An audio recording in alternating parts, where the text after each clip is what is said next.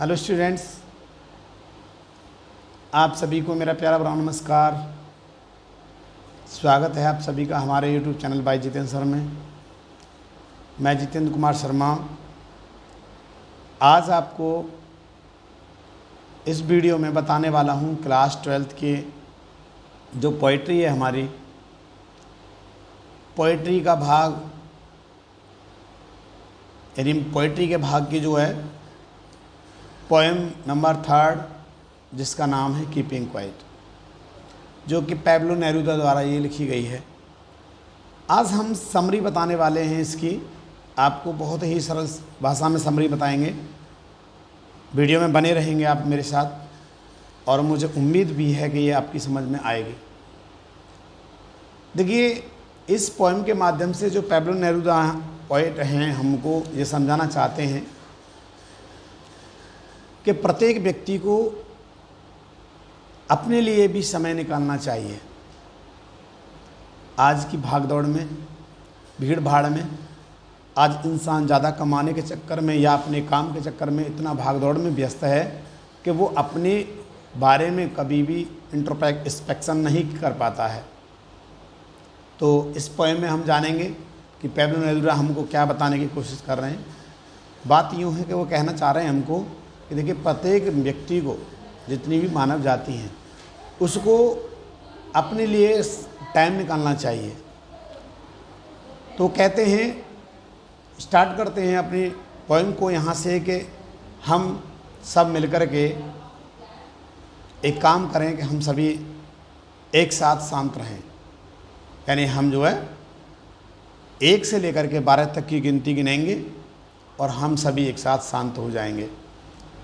ऐसा वो शांत होने के लिए क्यों कहते हैं कि उनका कहना यह है कि यदि हम शांत रहेंगे, एक साथ शांत रहेंगे, पूरा संसार जो है वो एक साथ शांत रहेगा, तो प्रत्येक व्यक्ति को अपने बारे में विचार करने का, अपने बारे में सोचने का, आत्ममंथन करने का उसको मौका मिलेगा। और इसके बाद वो भी कहते हैं कि जैसा कि अभी मैंने आपको बताया था कि आज की भागदौड़ में प्रत्येक व्यक्ति इतना व्यस्त है कि वो अपने बारे में कभी नहीं सोच पाता है। और जहाँ तक कि वो ये भी कहते हैं कि जो मछुआरे सागरों में, महासागरों में जाकर के व्हेल्स वगैरह को, जो मछलियाँ होती हैं, उनको पकड़ते हैं, उनको मारते हैं, हानि पहुँचाते हैं, वह भी अब उनको हानि नहीं पहुँचाएंगे। और जो साल्टमैन हैं, जो नमक बीनने वाले जो लोग हैं, वो भी जो है अपने हाथों को बिल्कुल भी हानि नहीं पहुंचाएंगे, वो अपने चोटिल हाथों को आराम से देख सकेंगे। ऐसा उन्होंने इसमें पोएम में बताया है। और इसके बाद वो ये कहते हैं कि जो लोग इस समय ग्रीन वार्स, फायर वार्स या फिर कोई भी जो गैस वार्स हैं, जो युद्ध लड़ रहे हैं, गैस युद्ध लड़ रहे हैं, हरित क्रांति, युद्ध का मतलब होता है जो हम नेचर के अपोजिट काम कर रहे हैं और ये प्रकृति के अपोजिट जो काम कर रहे हैं वो काम हम नहीं करेंगे, अर्थात हम उस प्रकृति को भी हानि नहीं पहुंचाएंगे। और यदि हम इस तरह से युद्ध लड़ते रहेंगे तो एक दिन इंसान जो है ख़त्म होता जाएगा और कोई भी, फिर हम जिन जीत के लिए युद्ध लड़ रहे हैं वो जीत हमको जो मिलेगी तो उस जीत को कौन देखेगा, फिर वो कौन उस जीत को प्राप्त करेगा। तो वो कहते हैं कि कोई भी जो है युद्ध नहीं करेगा। ठीक है स्टूडेंट। इसके बाद वो कहते हैं कि मेरा मानना ये है, वो बताना चाह रहे हैं कि मेरा कहना ये है कि जैसे मैं आपसे कह रहा हूँ कि पूरे आप सभी को, पूरी दुनिया को कुछ क्षण के लिए शांत हो जाना चाहिए, तो मेरा इससे मृत्यु से मतलब नहीं है। आप ये सोच रहे हो कि कभी शांत तभी हो पाएंगे जब वो मृत्यु किसी व्यक्ति की हो जाएगी, तभी फुल तरीके से हम शांत रह सकते हैं। नहीं, वो कह रहे हैं कि मेरा यहाँ मृत्यु से कोई भी लेन देन नहीं है। वो तो ये कहना चाह रहे हैं कि अगर हम इस तरह से पूरी दुनिया, पूरे सब लोग जो है अगर एकत्रित होकर के सब शांत हो जाते हैं तो ये पहली बात तो हमारे लिए एकदम एग्जॉटिक मोमेंट होगा, अनोखा जो समय होता है, क्षण होता है, वो हमारे लिए होगा कि हम सभी एकत्र होकर के अपने रिश्तेदारों से, अपने भाइयों से मिल सकेंगे और नए कपड़े पहन करके हम अपनी जो है नवनिर्माण जो है कर सकेंगे, अपने जीवन के बारे में हम सोच सकेंगे। ऐसा उन्होंने बताया है।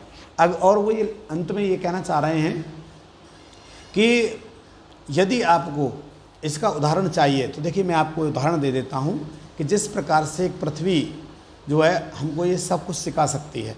पृथ्वी कैसे सिखा सकती है स्टूडेंट्स, इसमें बताया जा रहा है कि पृथ्वी हमें इसलिए सिखा सकती है, देखिए हम जो उसके अंदर बीज डालते हैं तो बीज जो होता है बिल्कुल शांत रूप से उसमें पड़ा रहता है, लेकिन कुछ समय के बाद जब उसमें नमी उसको प्राप्त होती है तो उसमें अंकुरित होकर के वो बाहर आकर के एक पेड़ बन करके मतलब पौधा बन करके निकलता है। और इस प्रकार से फिर वो जो है इससे साबित हो जाता है सिद्ध हो जाता है कि शांत रहने के बाद भी हम अपने बारे में विचार कर सकते हैं और सोच सकते हैं।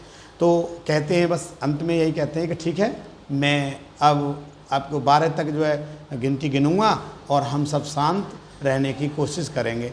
तो स्टूडेंट्स, मुझे उम्मीद है कि आपकी समझ में ये वीडियो आया होगा, और वीडियो अगर पसंद आई हो तो ज़रूर उसको एक बार लाइक करेंगे।